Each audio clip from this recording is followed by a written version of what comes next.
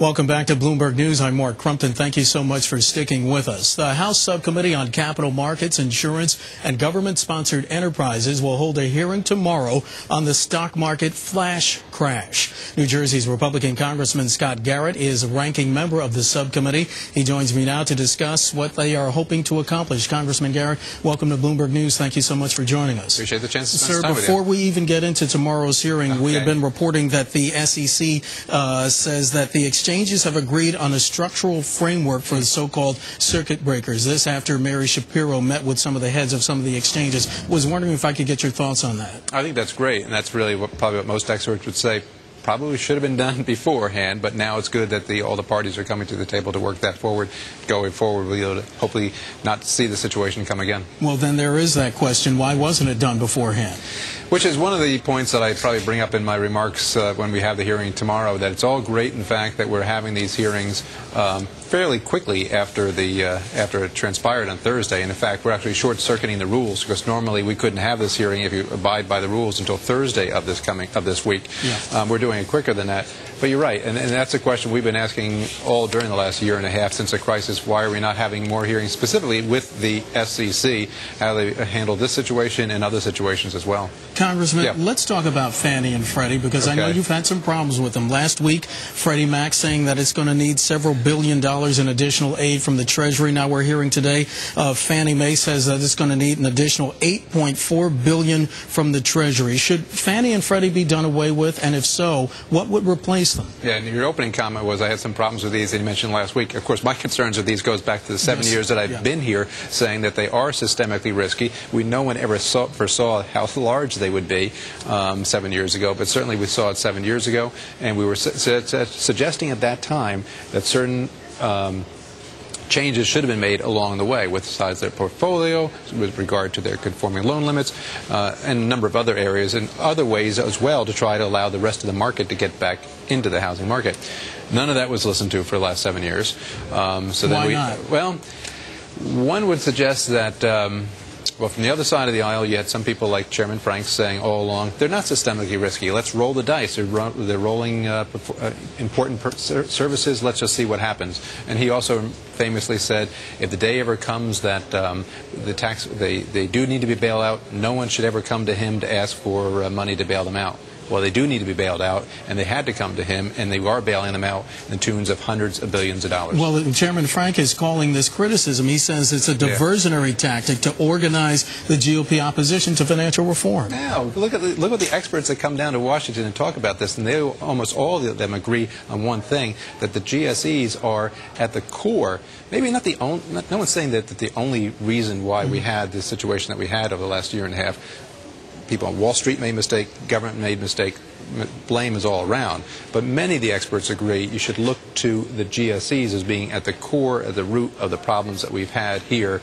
And unfortunately, Chairman Frank and others have been on the wrong side of that discussion for years. Okay, well then again, should Fannie and Freddie be done away with? Well, there are proposals out there. I'm on one of those with a member from Texas as well, saying that what we need to do is to, on those couple points I've already said, lower down their sizes, basically have them run off their books that they have over a 4-year period. I think Senator McCain may have language in that over a 5-year period of time. His reform bill, yes, he does. Yeah, so I'm on whether it's 4 years, 5 years, what have you. Heck, I was just talking to some experts out there. The housing overhang that we have in the marketplace right now, because of a lot of what the government's already done in the last year, is around 7 years as a housing supply. So maybe it even has to be longer. I don't know what the perfect answer is. We need to bring the people in. We have not had any serious discussions on this in Congress. Congress, could I ask you quickly, should Fannie and Freddie's obligations be treated as sovereign debt? I know you had this sparring, verbal jousting with Secretary Geithner back in March on that issue. Well, I suggest, just as the CBO does, that these things should be brought onto the books, because if you're going to treat it as a commitment of the federal government as the American taxpayer, as Secretary Geithner says,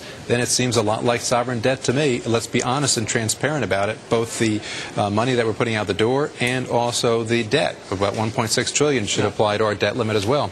The administration says no. CBO seems to agree with me. Okay, Congressman, in our last minute, past several weeks, we've seen the head of Goldman Sachs, former heads of Lehman Bear on Capitol Hill before the Financial Regulatory Commission, Crisis Inquiry Commission. What conclusions did you draw from their testimony? Well, lots of different conclusions.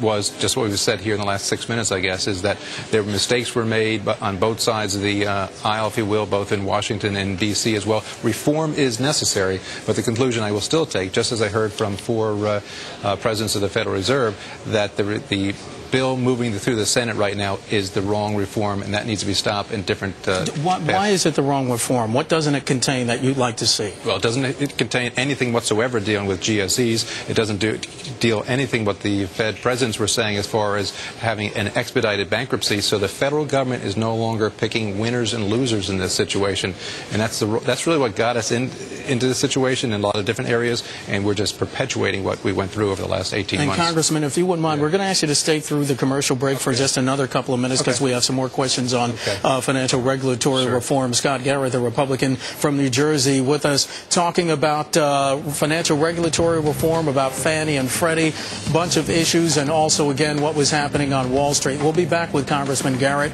in just a moment. Stay with us. Bloomberg News continues after this. With New Jersey Republican Congressman Scott Garrett. Congressman, thanks so much for staying through the commercial break. I want to ask you something about what's been roiling the markets and going on with Greece. And then we hear today that the Federal Reserve saying that it's authorized temporary currency swaps with the European Central Bank, Bank of Canada, Bank of England, and the Swiss National Bank in response to the reemergence of strains, as they call it, in European markets. Is that the right thing for the Fed to be doing right now?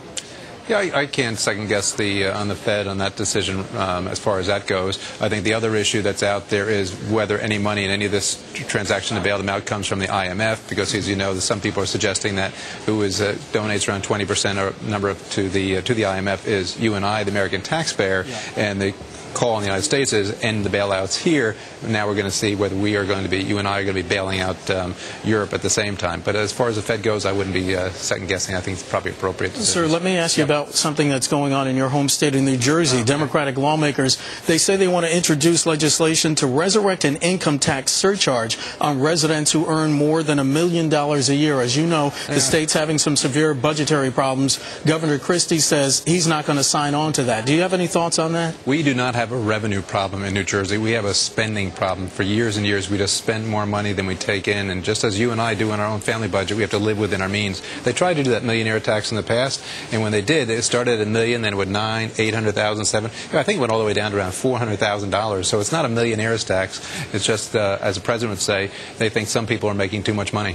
What about the Build America bonds? There's a $750 million sale of Build America bonds in New Jersey this week. It's poised to lead the total issuance since inception past $100 billion. What's that going to mean for the state? Well, I guess more funds coming into the state as far as the immediate aspect of it, but the outside of it is somebody has to pay these bonds off over the long haul, and that's where our big problems have been all along, whether it's the pension funds for the teachers, pension fund for public service, or overall debts for the state.